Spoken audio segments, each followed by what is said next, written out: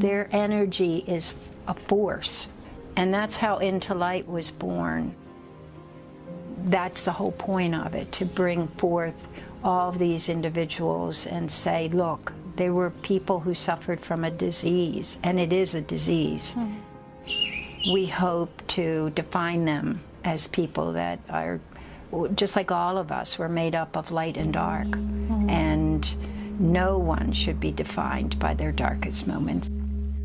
Brian Lee Becknell Wright, The Perfect Storm. Brian was my calm, and he was my storm, his wife Christy said.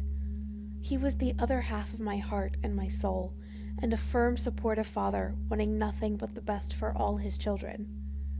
When Christy met Brian for the first time and asked his name, he said, "Brian Wright," as in Mr. Wright, then sheepishly apologized for the cheesy line.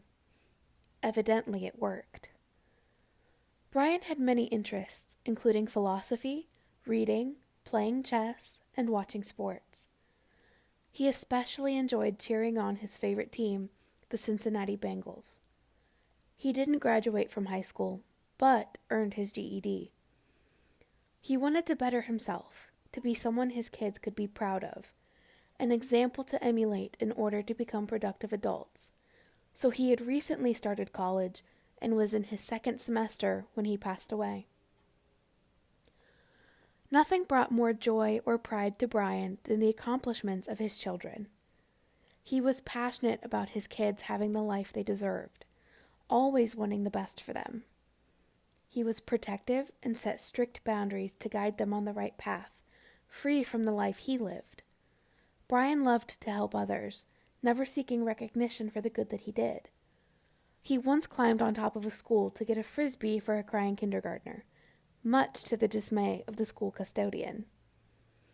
His wife called him her very own Superman/Clark Kent. She felt secure with him. Christy misses resting her head on Brian's chest, listening to his heartbeat and feeling peace as he wrapped his arms around her. The best and most enjoyable job that Brian had was being a stay-at-home dad. He made sure the house was clean, laundry was done, kids were organized, and I was organized too, his wife said. I don't know how I get through each day now without him. Brian felt a responsibility to help kids who were struggling or in trouble. Every child was welcome in their home. Brian would do their laundry, give them clothes, and make sure they were fed. He would also offer them guidance to keep them on track.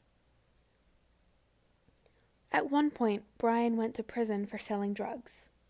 He knew when he came out that he needed a life away from the surroundings in which he was raised. So he moved from Ohio to Wyoming and was sober much of his time there, though he had some relapses. He missed Ohio, but knew the environment was not good for him. Since his death, his wife Christy has returned there to feel connected to him without the oppressive feelings she had in Wyoming, where he died. His roots and his heart were in Ohio, so that is where she wanted to be. Christy has learned a lot about addiction and the battle that people with the disease face. It has made me passionate about bringing awareness to addiction and breaking the stigma, and taught me to be less judgmental and more empathetic. She is going back to school to become a substance use counselor. She wants to help others believe in themselves so they know they are much more than their addiction. Brian's wife, Christy Wright, provided the information for this narrative. September 16th, 1982 to March 26th, 2016. Age, 33.